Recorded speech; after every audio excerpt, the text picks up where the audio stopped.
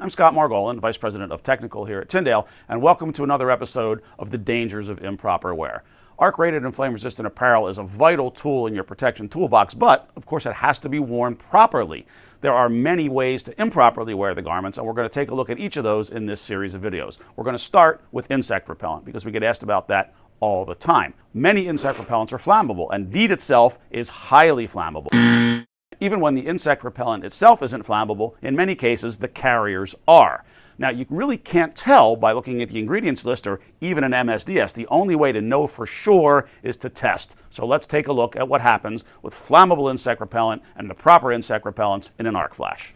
You're looking at a garment now where the right-hand side of the garment, the khaki portion, is pre-treated with something called Perimeter Insect Guard that is approved for flame-resistant and arc-rated apparel and is good for 50 launderings. And the left side has been pre-treated with a DEET-containing insect repellent. We're about to expose it to an arc flash and show you the difference.